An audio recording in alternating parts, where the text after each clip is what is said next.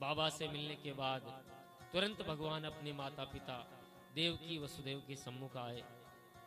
भगवान ने अपने माता पिता को बंधन से मुक्त कराया और उनकी वंदना की।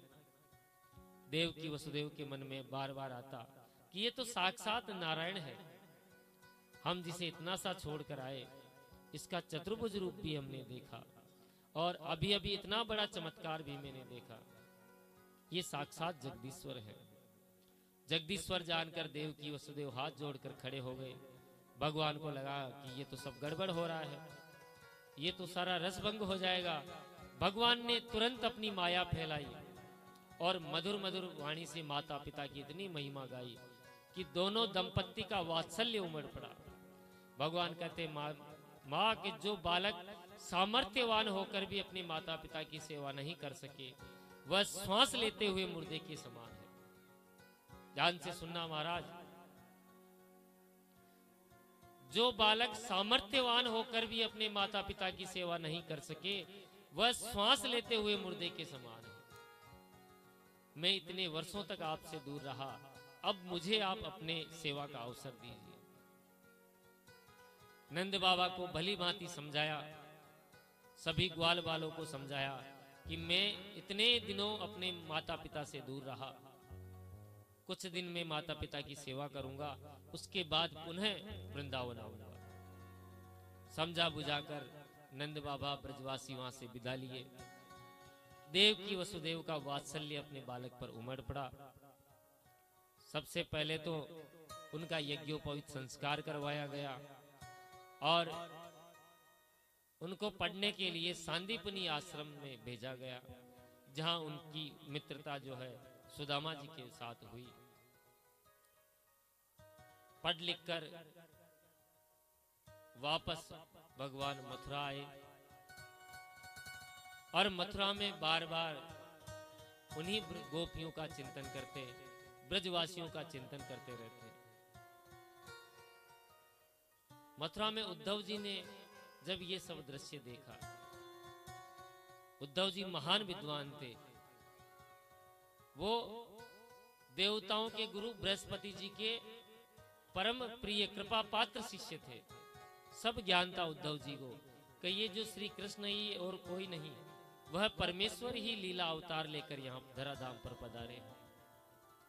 जब उस सानंद परमात्मा को इस तरह चिंताग्रस्त देखते उद्धव जी, एक दिन उद्धव जी से रहा नहीं गया और उन्होंने पूछ बैठे कि प्रभु, जिनके स्मरण करने से जीव के हृदय में आनंद का पारावार नहीं रहता, आप किस चिंता में ग्रस्त हैं?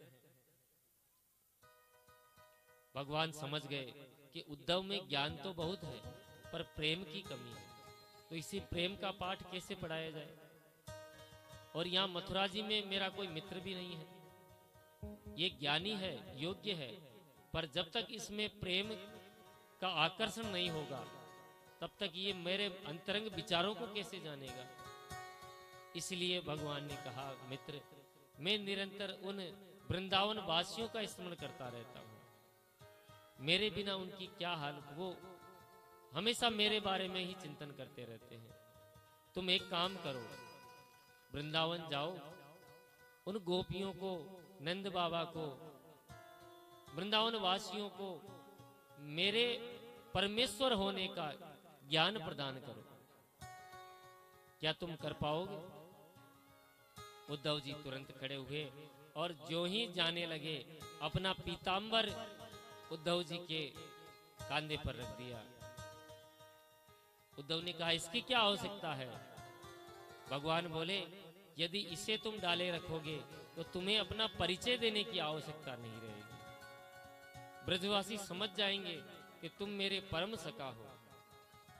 महाराज उद्धव जी वहां से रवाना हुए और नंद बाबा के आंगन में अपने रथ को सायंकाल के समय रोका।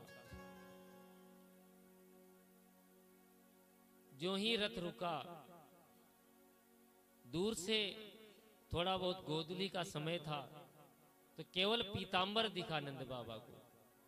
दौड़कर हृदय लगा लिया कि मानो मेरा कृष्ण वापस आ गया है, कंठ से लगाया। रोने लगे नंद बाबा। और जब कुछ सुध रही तो ध्यान में आया कि ये हमारा कृष्ण नहीं, कृष्ण का भेजा हुआ ही कोई दूत है। उद्धव जी को अंदर लेके गए। सबसे पहले उद्धव जी को भोजन पवाया। भोजन पवा के नंद बाबा ने पूछा कि मथुरापुरी में देवकी और वसुदेव की क्या हाल है। देखो, सबसे पहले ये प्रश्न नहीं पूछा कि मेरे कृष्ण की क्या हाल है, क्योंकि अगर प्रथम प्रश्न ये कर देते तो हो सकता है नंद बाबा का कंठ अवरुद्ध हो जाता। कृष्ण की बातें सुनकर वो और कुछ पूछने के लायक ही न रहते। पूछे, जब मथुरापुरी की सारी कुशलक्षेम पूछी तो प्रश्न किया कि हमारा कृष्ण मथुरा में आनंद से तो है। मथुरा में अब उसे वो दौड़ भाग जो वृंदारण्य में आनंद में आती थी, गायों के पीछे दौड़ता भागता था, वह तो उससे मिलता नहीं है।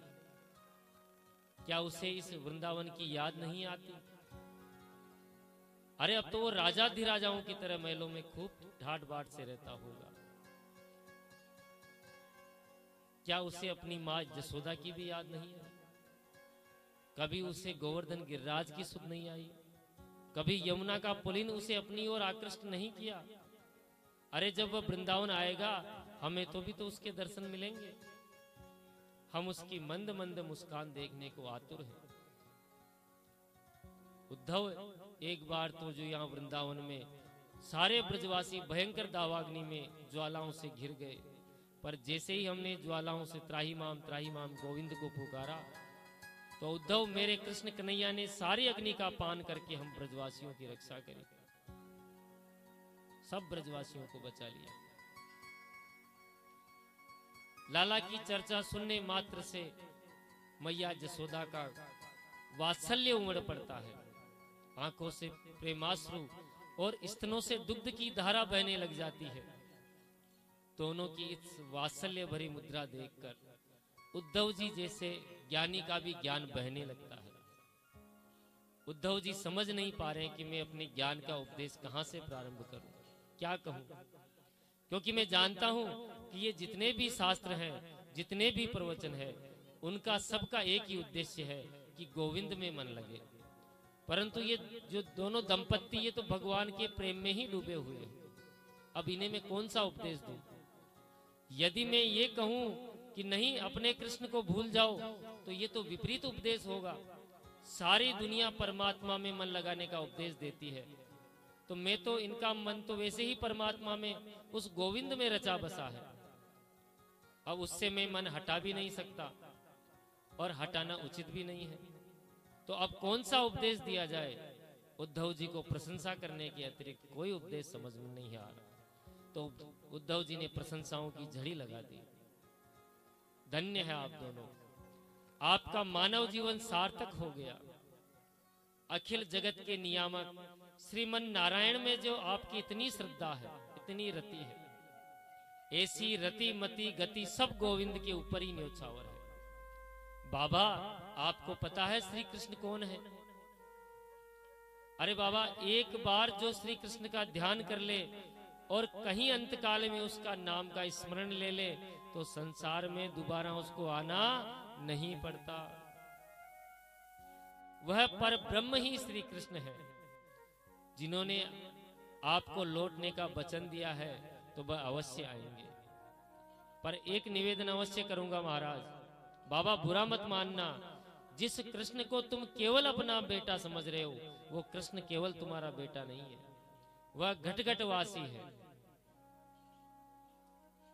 सूक्ष्म से सूक्ष्म और विराट से विराट सब में वही समाया हुआ है।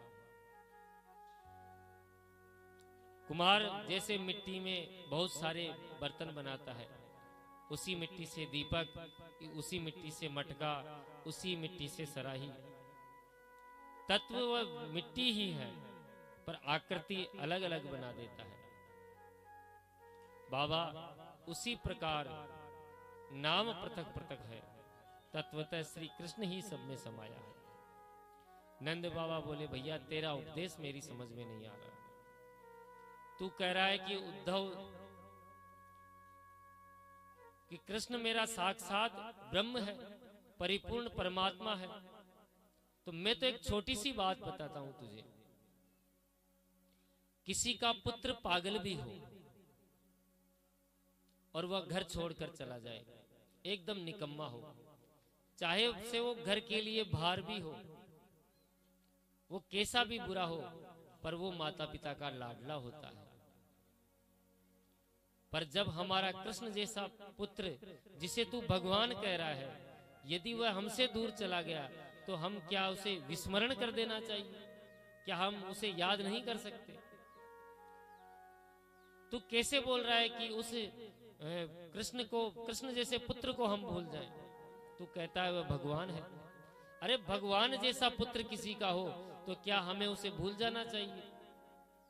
भगवान तो जन्म मरण से छुड़ाने वाला होता है। अरे देख, इस यशोदा मैया ने तो उसे ओखल से बांध दिया था। मैंने स्वयं अपने हाथों से ओखल में बंधे हुए उस तेरे कहे हुए पर ब्रह्म को मुक्त किया है। हमारी आंखों में तो उसकी भगवत्ता कहीं नजर नहीं आती। यदि वह भगवान भी है तो हम कैसे उसे भूल सकते हैं? इन नेत्रों ने उसकी रूप सुधा का पान किया है। ये नेत्र कैसे माने कि वह भगवान है? जिन हाथों ने उनकी उंगली पकड़कर चलना सिखाया है, गोदी में उठाकर खाना खिलाया है, मेरे ये हाथ ये अंग कैसे मान ले कि उसका कोई आकार नहीं है, वह निर्गुण निराकार है? स्थिति बिल्कुल ऐसी है जैसे कोई प्यासा है, उसको भयंकर प्यास लगी और आप उसे ज्ञान का उपदेश दे रहे हैं। अरे पानी कहाँ नहीं है, इस पृथ्वी में खोदो पानी है, ऊपर मेघ मंडलों में पानी है, इस शरीर में पानी है।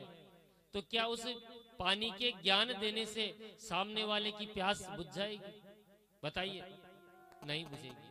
पानी की प्यास तो केवल पानी पीने से ही बुझेगी, पानी के ज्ञान से प्यास नहीं बुझने वाली। सारी रात उद्धव जी और नंद बाबा की चर्चा चलती रही, किसी को नींद नहीं आई। प्रातःकाल हुआ, स्नान किया। उद्धव जी स्नान के लिए यमुना जी गए और प्रातःकाल जो ही यमुना किनारे स्नान किया, उद्धव जी के गले में जो पीतांबर देखा, गोपियों ने समझा कि हमारे श्री कृष्ण आ गए। पर जो ही नजदीक आई गोपियां और देखा कि ये हमारे श्री कृष्ण का भेजा हुआ कोई दूत है। अब बड़ी सुंदर ज्ञान चर्चा गोपियां और उद्धव जी में हुई। हम भजन के माध्यम से ये सब चर्चा सुनेंगे।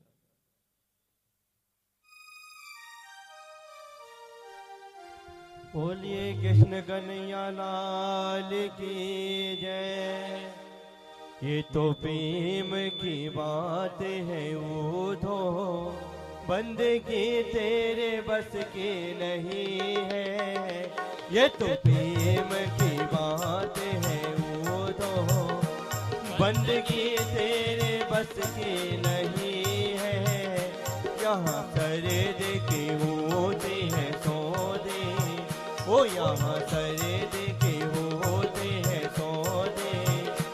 आसे के इतने सस्ते नहीं है, ये तो प्रेम की बात है वो दो।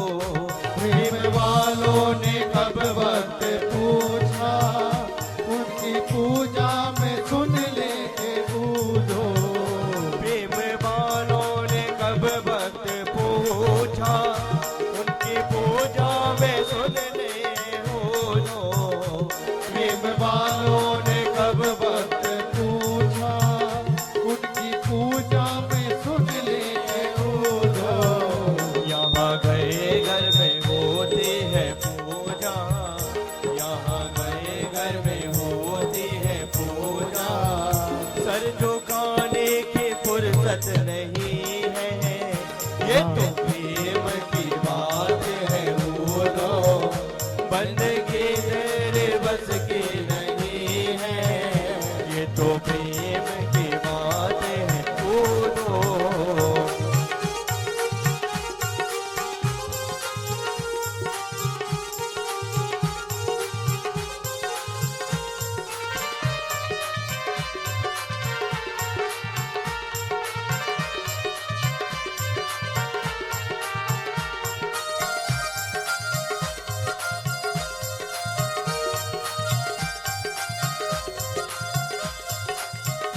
जो असल में है मस्ती में डूबे, उन्हें क्या परवाह जिंदगी की। जो असल में है मस्ती में डूबे, उन्हें क्या परवाह जिंदगी की।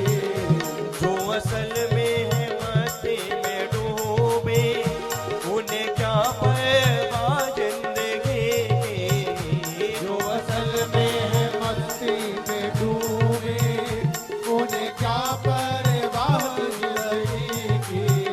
जो उतरती है चढ़ती है मस्ती, जो उतरती है चढ़ती है मस्ती, वो हकीकत में मस्ती नहीं है। जो उतरती है चढ़ती है मस्ती, वो हकीकत में मस्ती नहीं है। वो ये तो प्रेम की बात है वो दो, बंदगी तेरे बस की नहीं है। ये तो प्रेम की बात है वो दो।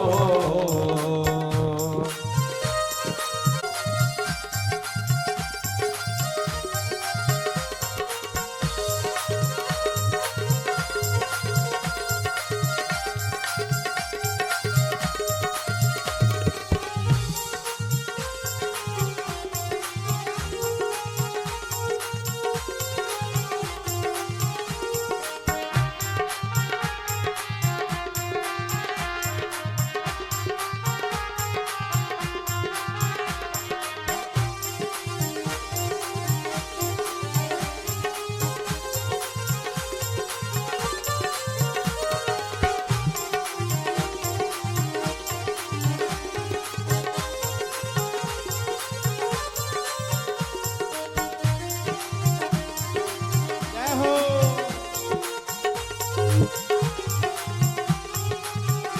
जिनकी नजरों में है शाम प्यारे, वो तो रहते हैं जग से निराले। जिनकी नजरों में है शाम प्यारे, वो तो रहते हैं जग से निराले। जिनकी नजरों में है श्याम प्यारे, वो तो रहते हैं जग से निराले। जिनकी नजरों में है शाम प्यारे, वो तो रहते हैं जग से निराले। जिनकी नजरों में मोहन समाए, ओ जिनकी नजरों में मोहन समाए, वो नजर फिर तरसते नहीं है।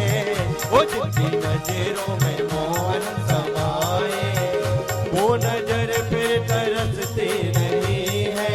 ओ ये तो प्रेम की बात है वो दो, बंदगी तेरे बस की नहीं है। ये तो प्रेम की बात है वो दो, बंदगी तेरे बस की नहीं है।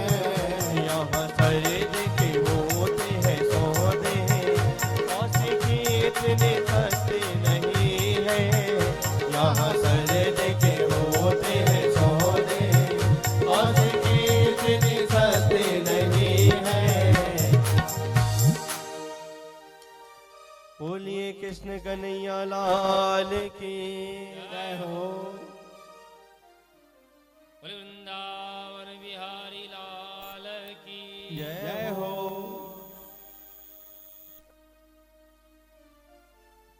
उद्धव जी को देखकर सारी गोपियां आपस में चर्चा कर रही हैं कि हम जान गए कि ये उसका भेजा हुआ ही कोई दूत है। उस पीतांबर को देखते ही सब गोपियां जान गई यदुपति के भेजे हुए तुम कोई पार्षद हो। इतने में ही एक भंवरा गुनगुनाता हुआ आया और किशोरी जी के चरण कमलों की तरफ बढ़ा। किशोरी जी के लाल पीले लाल लाल जो पद तल थे, जो कमल के समान चमक रहे थे। भंवरे को लगा कि ये भी कोई कमल ही है, पुष्प का पराग ले लूं। तो कमल दल की भांति में किशोरी जी के चरणों पर जाकर बैठ गया। गोपियों को लगा कि ये भी हमारे प्यारे का भेजा हुआ ही कोई दूत है। तो भंवरे से ही वो गोपी बातें करने लगी। इसका नाम है भ्रमर गीत।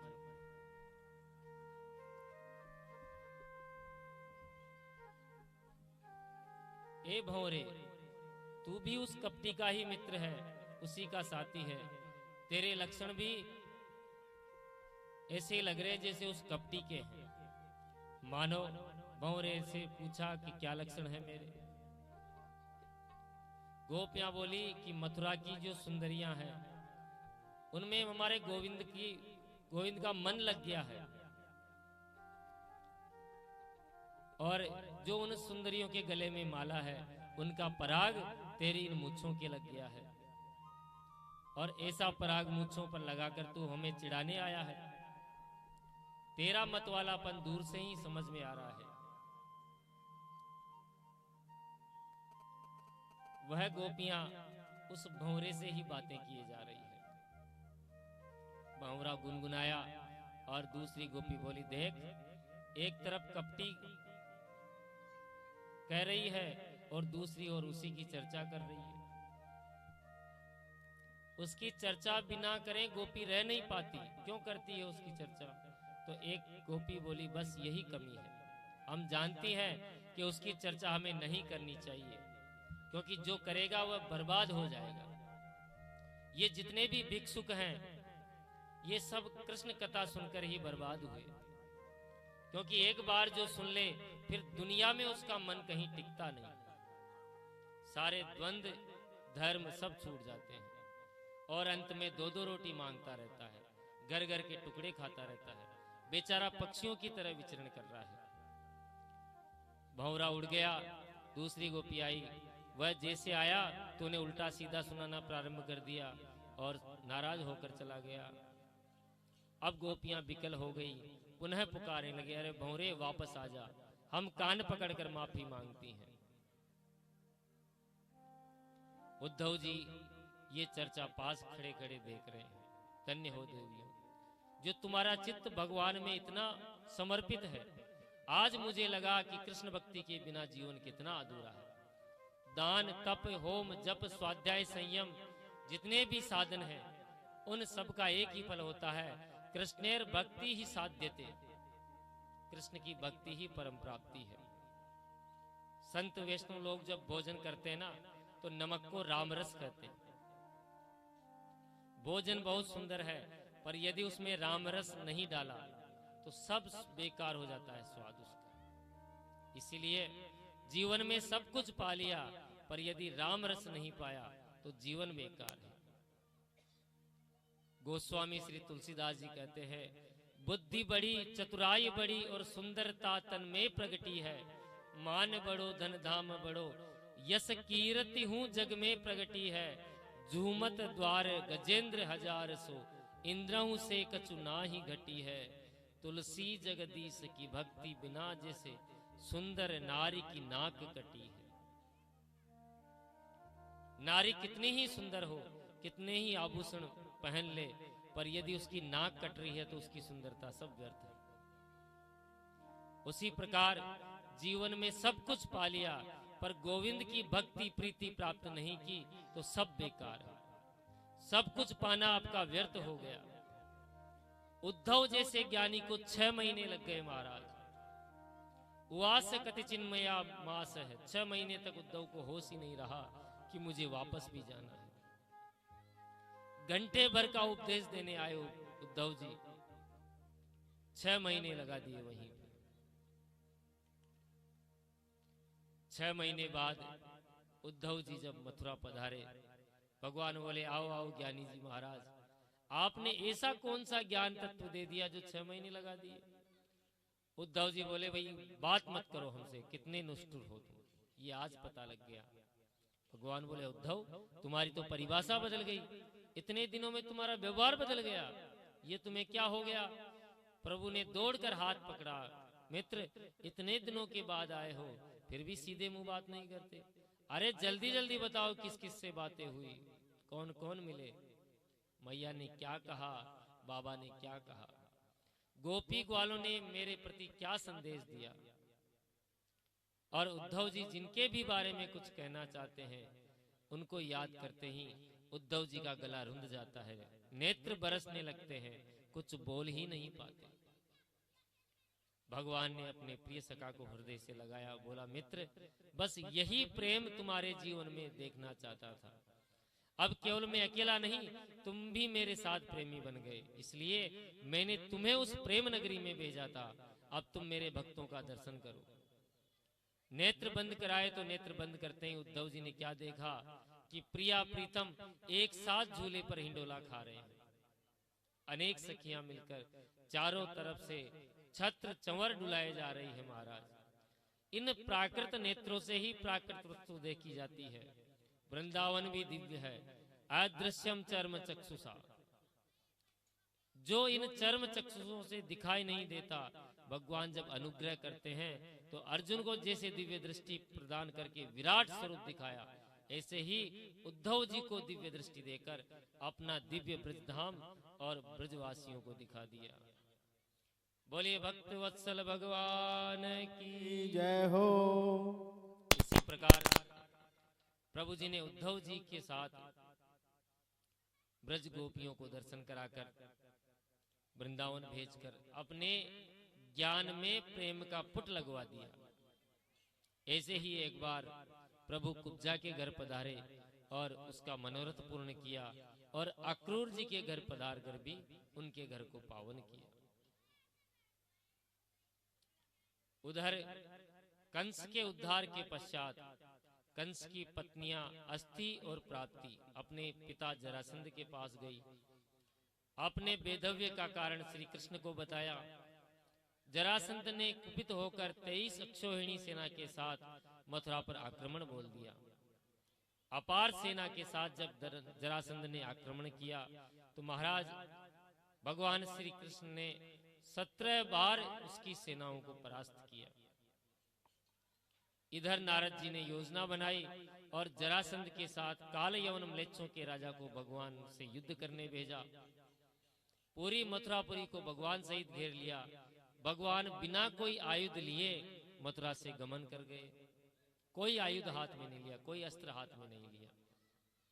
काल यवन श्री कृष्ण को पहचान कर पकड़ने के लिए दौड़ा तो भगवान ने दौड़ लगाई। दौड़ते दौड़ते एक गुफा में घुस गए। उस गुफा में महाराज मुचुकुंद विश्राम कर रहे थे। महाराज मुचुकुंद वही थे जो देवासुर संग्राम के समय देवताओं का साथ दिया। देवताओं ने वरदान मांगने को कहा तो मुचुकुंद जी ने विश्राम के लिए कहा। देवताओं ने आशीर्वाद दिया कि इस गुफा में आप विश्राम करो, जो आपको जगाएगा वह भस्म हो जाएगा। भगवान ने मुचुकुंद की गुफा में प्रवेश किया, अपना पीतांबर मुचुकुंद जी को उड़ा दिया और स्वयं जाके कहीं छिप गए। काल यवन पीछा करता करता अंदर घुसा और पीतांबर ओढ़े हुए मुचुकुंद जी को ही श्री कृष्ण समझकर उन पर एक गदा का जोरदार प्रहार किया। मुचुकुंद की निंद्रा त्याग दी। जैसे ही दृष्टि पड़ी मुचुकुंद जी गोविंदाय नमो नमः। काल यवन भस्म हो गया। शुक्राचार्य जी कहते हैं परीक्षित देवासुर संग्राम में ही ये मुचुकुंद जी को आशीर्वाद मिला था। मुचुकुंद ने भगवान की स्तुति की, भक्ति का वरदान मांगा और मुचुकुंद कलिकाल में फिर नरसिंह भगत बनकर प्रकट हुए। महाराज बोले नरसिंह भगत की, जिन्हें भगवान की अविरल भक्ति का वरदान प्राप्त हुआ। नरसिंह भक्त भगवान के अद्भुत भक्त थे, जिनके लिए भगवान ने सांवलिया सेठ बनकर आए। काल यवन का अंत करवाकर प्रभु वापस मथुरा पहुंचे। उधर दाऊजी महाराज ने अपने हल मूसल से उन सभी म्लेच्छों का संहार किया जो काल यवन के साथ आए थे। जो ही विश्राम किया जरासंध ने वापस 18वां आक्रमण कर दिया। तो भगवान बोले दाऊजी अब तो लड़ते लड़ते हम भी थक गए। ये जरासंध युद्ध करते करते नहीं थका, जरासंध 17 बार हारा बेटा है, फिर भी 18वें बार आक्रमण कर दिया। हम भागेंगे दाऊ जी अब यहां से, पूरी मथुरापुरी को मिट्टी में ये जरासंध मिला देगा यदि हम यहां से नहीं भागेंगे तो। दाऊ भैया बोले कि हम भाग जाएंगे तो लोग हमको बगोड़ा कहेंगे। भगवान बोलते हैं दाऊ जी तो इसमें क्या फर्क पड़ता, अपना एक नाम और बढ़ जाएगा। एक नाम जहां लोग माखन चोर कहते हैं, चीर चोर कहते हैं, तो रणछोड़ भी कह लेंगे। दाऊ जी बोले भैया तेरी लीला तू ही जाने। 18वें युद्ध में जरासंध से लड़ते लड़ते प्रभु भाग ही लिए और दाऊ जी भी भाग लिए। बोले रणछोड़ भगवान की। जरासंध आश्चर्यचकित हो गया और प्रवर्षण पर्वत पर प्रभु और दाऊ जी चढ़ गए। जरासंध ने पूरे पहाड़ को घेर कर आग लगवा दी, सारा पहाड़ भस्म हो गया। भगवान उसी पर्वत से गुफा के माध्यम से समुद्र में पहुंचकर सीधी द्वारिकापुरी जो उन्होंने अपने लिए बनाई थी वहां पहुंच गए। जरासंध ने पूरे पहाड़ को भस्म करवा दिया। उसे पक्का विश्वास हो गया कि भैया सहित श्री कृष्ण और बलराम दोनों भस्म हो गए हैं। जरासंध ब्राह्मणों को अनुष्ठान पर बैठा कर आया था कि यदि अब की बार मेरी विजय अवश्य होनी चाहिए, यदि नहीं हुई तो सब ब्राह्मणों को मरवा डालूंगा। तो महाराज भगवान ने ब्राह्मणों का महत्व बढ़ा दिया। जरासंध ब्राह्मणों का अद्भुत भक्त बन गया। 11 वर्ष की अवस्था में वृंदावन छोड़कर प्रभु मथुरा जी पधारे थे और 14 वर्ष की अवस्था में भगवान ने मथुरा में रहकर असुरों का संहार किया। आज 25 वर्ष की अवस्था में प्रभु द्वारिकाधीश बने। बोले द्वारिकाधीश की। दाऊ भैया का विवाह महाराज रेवत जी की पुत्री रेवती के साथ हुआ। इसकी कथा आप पहले सुन चुके हैं। परीक्षित बोले एक क्षण महाराज, इस विवाह के बारे में मैंने बड़ी विचित्र कथा सुनी है। हमने ऐसा सुना है कि हमारे प्रभु द्वारिकाधीश का विवाह, प्रथम विवाह रुक्मणी जी के साथ राक्षस विधि से संपन्न हुआ। सुखदेव जी मुस्कुराए कि बिल्कुल ठीक सुना परीक्षित, ऐसा ही हुआ था। भगवान ने जो अपना प्रथम विवाह रुक्मणी जी के साथ किया वो राक्षस विधि से किया। परीक्षित ने कहा कि महाराज तो जरा विस्तार से इस कथा को सुनाइए, ये राक्षस विधि ही क्यों अपनाई? तो सुखदेव भगवान बोले कि सुनो राजन, राजा सीद भीष्म को नाम विदर्भाधिपतिर महान तस्य पंचा भवन पुत्र कस्य काच वरानन।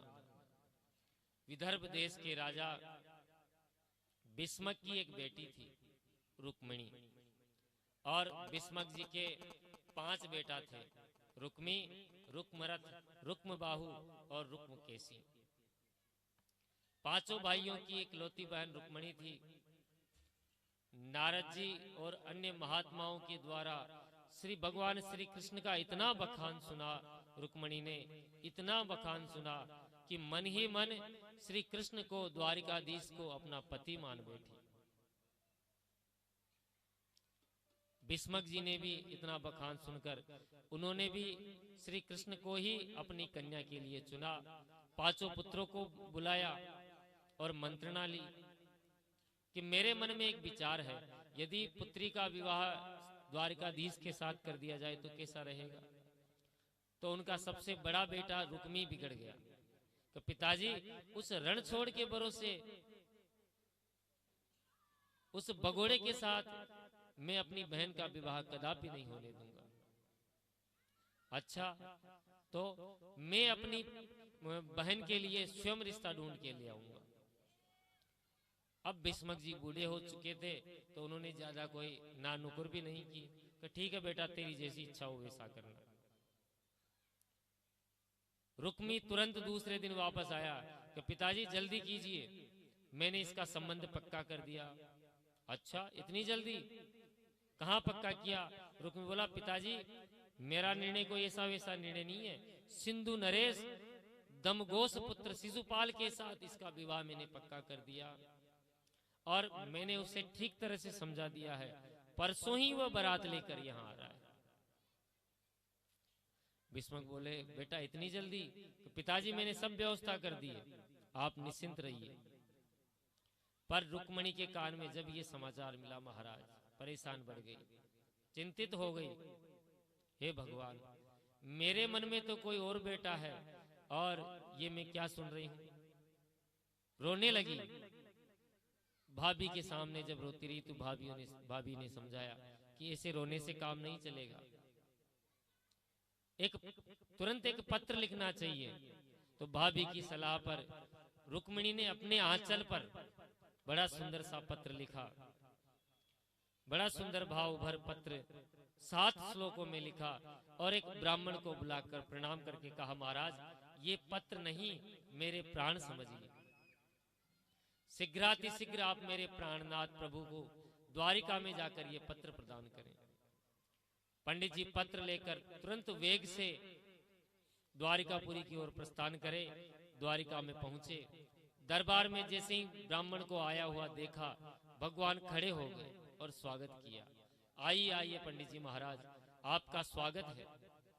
बड़े आदर के साथ पुनः अंतःपुर में ले गए। स्नान आदि से नहला धुलाकर उस ब्राह्मण को निवृत्त किया और सुंदर भोजन पवाया। भोजन स्नान से निवृत्त होकर ब्राह्मण देवता विश्राम करने लगे और हमारे ठाकुर जी उनके चरण दबाने लगे। चरण दबाते हुए बोले, पंडित जी अब बतलाइए आपका आगमन कैसा हुआ। ब्राह्मण जब भी मिलते तो भगवान सबसे पहले यही प्रश्न करते कि तुम्हारा धर्म कर्म तो ठीक चल रहा है, तुम्हारे धर्माचरण में कोई विघ्न बाधा तो नहीं आ रही। और ब्राह्मणों का कुशल क्षेम यही होता है कि ब्राह्मण के कर्तव्य में कोई बाधा नहीं आए। और सबसे बड़ी पीड़ा ब्राह्मणों की यही होती है। भगवान कहते हैं कि जो ब्राह्मण संतुष्ट रहता है मैं उसे सर्वस्व समर्पित कर देता हूं। बहुत बड़ी बात भगवान ने कही। असंतुष्टो द्विजा नष्टो, असंतुष्ट ब्राह्मण का पतन हो जाता है महाराज। जैसे बड़े से बड़ा भयंकर लंकेश्वर असंतुष्ट रहा, उसका भी पतन हो गया। ब्राह्मण को पूछा, महाराज आपके आगमन का कारण बताइए। ब्राह्मण बोला, महाराज मैं ये पत्र लेकर आया हूं, ये आपका पत्र है, आप इसे स्वीकार करें। द्वारकाधीश बोले कि ब्राह्मण आप पंडित जी महाराज इस पत्र को आप ही पढ़कर सुनाइए। पंडित जी बोले कि ये पत्र आपका निजी पत्र है, गोपनीय है, इसे मैं नहीं पढ़ सकता। द्वारकाधीश कहते हैं कि ब्राह्मण आज तक कोई भी रहस्य मैंने ब्राह्मणों से नहीं छुपाया। इस पत्र में जो भी रहस्य हो आप निसंकोच खोलिए और पढ़कर सुनाइए। पंडित जी ने पत्र पढ़ना प्रारंभ किया। रुक्मणी जी पत्र में लिख रही है। आहा, रुक्मणी जी ने दो बहुत सुंदर संबोधन दिए। हे अच्युत, हे भुवन सुंदर, आप त्रिभुवन सुंदर हो। आपकी महिमा मैंने बहुत ज्यादा सुन रखी है महाराज, पर देखा कभी नहीं। पर आपकी प्रशंसा सुनते सुनते मेरे हृदय पटल में आपका एक चित्र सा अंकित हो गया है। मैंने अपने हृदय में एक चित्र बना लिया है। मेरे कान तो आपकी प्रशंसा सुन सुनकर तृप्त हो रहे हैं, पर मेरे नयन अभी तृप्त नहीं हुए, क्योंकि आपसे भेंट नहीं हुई। मैंने अपना जीवन धन आपको मान लिया है, परंतु दुर्भाग्य महाराज परसों ही मेरी बारात आ रही है। ऐसा न हो कि शेर का भाग का कोई गीदड़ उठाकर ले जाए। इसलिए आपको सावधान कर रही हूं कि आइए और अपनी वीरता का शुल्क देकर मुझे यहां से ले जाइए। अब आप कहोगे कि वीरता तो हम दिखाएंगे, पर हरण करने के लिए तुम्हारे भाइयों का भी हाथ उठाना पड़ सकता है, तुम्हें अच्छा नहीं लगेगा। तो रुक्मणी कहती है, प्रभु ऐसा न करना, मेरे भाइयों का वध मत करना। मेरे भाइयों का वध करके फिर भी आप मुझे लेने आए, ये नहीं करना है। इसका एक उपाय है, अपनी कुल परंपरा के हिसाब से मैं गौरी पूजन करने आऊंगी, अकेली होंगी, मेरे साथ कोई सैनिक भी नहीं होगा। उसी समय आप मेरा हरण करके, कोई झगड़ा भी नहीं होगा। पूरा पत्र महाराज ब्राह्मण ने सुना दिया। पत्र पढ़कर द्वारिकाधीश मुस्कुराए, बोले पंडित जी, जो स्थिति रुक्मणी की है वही स्थिति मेरी भी है। ब्राह्मण चौके, महाराज आपकी क्या स्थिति है, वह आप भी सुना दीजिए। भगवान बोले, संत ब्राह्मणों से रुक्मणी के सौंदर्य की बहुत प्रशंसा मैंने भी सुनी है, उसी के बारे में सोचता रहता हूं। कभी कभी तो रात भर मुझे निंद्रा भी नहीं आती। भगवान तुरंत खड़े हुए और सेव्य, सुग्रीव, मेघ, पुष्प, बलाहक, ये जो 4 घोड़े भगवान के पास थे, ये पवन वेग के समान गतिमान थे। उन अश्वों का रथ जोतकर ब्राह्मण को अपने ही रथ में बिठाकर महाराज द्वारिका से निकल पड़े। गोविंद का रथ जो ही दौड़ा, दाऊ जी ने देख लिया, अब रात का समय है। आवाज लगाई, ए द्वारिकाधीश, कहां जा रहा है इतनी रात्रि को। पर आवाज लगाते लगाते तो भगवान का रथ ओझली हो गया। सेवक को बुलाया, पूछा कि महाराज, एक पंडित जी आए थे कुंडनपुर से, पत्र लेकर आए थे। पंडित जी को अंतःपुर में ले गए और पता नहीं क्या बात करी, तो पंडित जी को साथ लेकर प्रस्थान कर गए। अब कुंडनपुर से पत्र आया था। दाऊ जी समझ गए कि कुंडनपुर में विवाह हो रहा है। न्योता आया नहीं, पंडित जी पत्र लेकर आए हैं, दाल में जरूर कुछ काला है। कन्हैया अकेले चले गए बिना शस्त्र अस्त्र के। तो दाऊ जी ने तुरंत अपनी सेना को तैयार किया और सबको कह दिया, चलो बारात तैयार कर लो, क्योंकि कुंडनपुर में तो विवाह हो रहा है। और अब कन्हैया गए हैं तो जरूर कुछ न कुछ गड़बड़ करेंगे। तो दाऊ भैया बोले, जरूर पक्की बात है, आगे का कार्यक्रम मेरी समझ में आ गया, क्योंकि परसों रुक्मणी का स्वयंवर हो रहा है। शादी का कोई कार्ड आता तो सबको दिखाया जाता, पत्र गुप्त आया है। सब सैनिकों को बराती बनाया महाराज, और खुद हल मूसल कंधे पर लाद कर तैयार हो गए। दाऊ जी का प्रभु के प्रति प्रेम पूरा वात्सल्यपूर्ण है कि मेरा छोटा भाई है, अकेला कहीं समस्या में नहीं फंस जाए।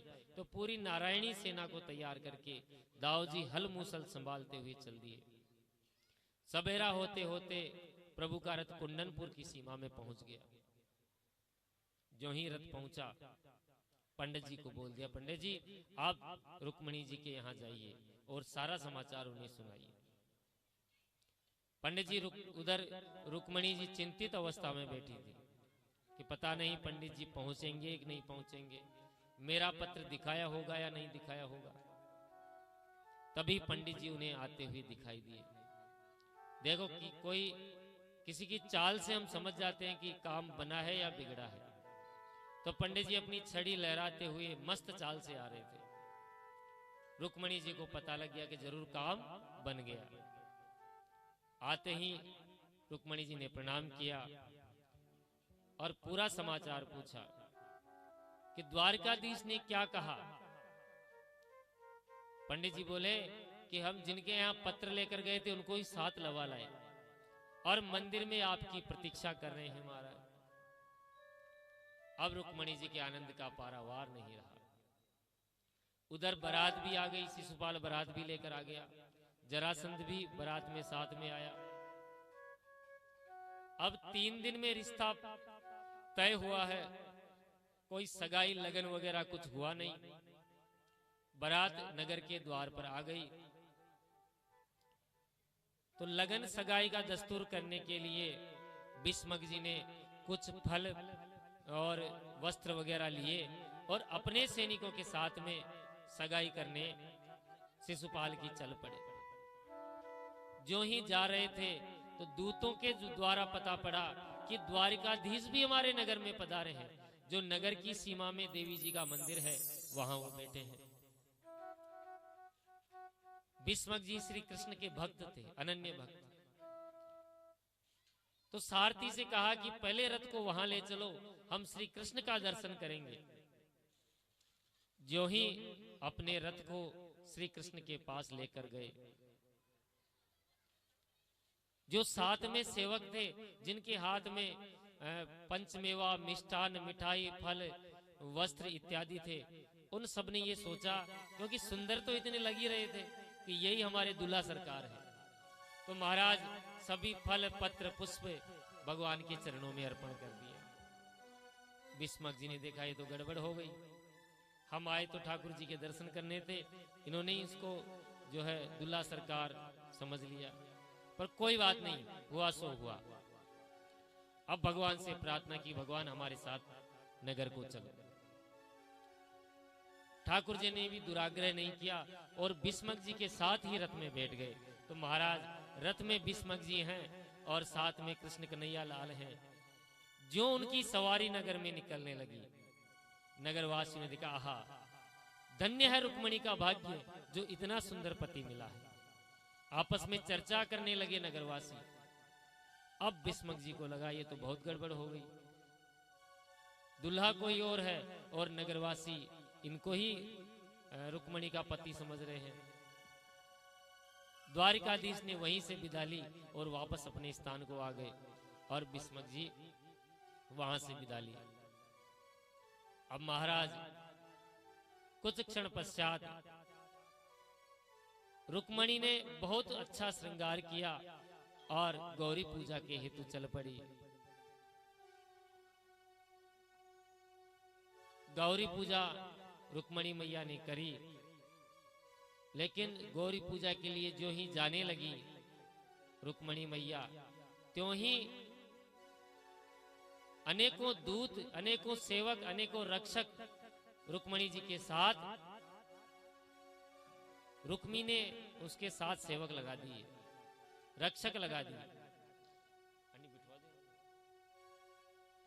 रक्षक रुक्मी जी ने लगा दिया रुक्मणी के साथ।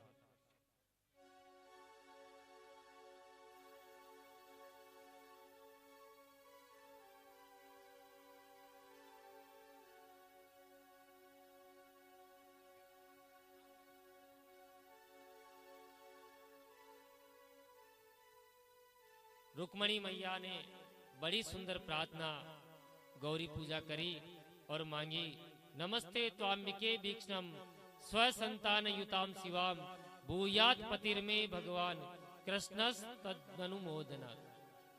हे मातेश्वरी, द्वारकाधीश कृष्ण ही मुझे पति रूप में प्राप्त हो, ऐसा आशीर्वाद मुझे दीजिए। देवी मैया प्रसन्न हो गई और रुक्मणी को आशीर्वाद दिया। मनु जाहि राचहु मिलहि शोभरु सहज सुंदर सावरो करुणा निधान सुजान सिर स्नेह जानत रावरो। मैया का आशीर्वाद पाकर रुक्मणी जी भगवान की सांवली सलोनी सूरत हृदय में विराजमान की और बाहर निकली। जो ही मंदिर के बाहर निकली तो विशाल सैन्य समुदाय सामने खड़ा महाराज। अब रुक्मणी जी घबरा गई कि मैंने तो भगवान से कहा था कि वहां कोई नहीं होगा और यहां तो विशाल सेना है, यहां इतनी बड़ी सेना नजर आ रही है, अब क्या होगा? इस विशाल सेना में मेरे द्वारिकाधीश कहाँ होंगे?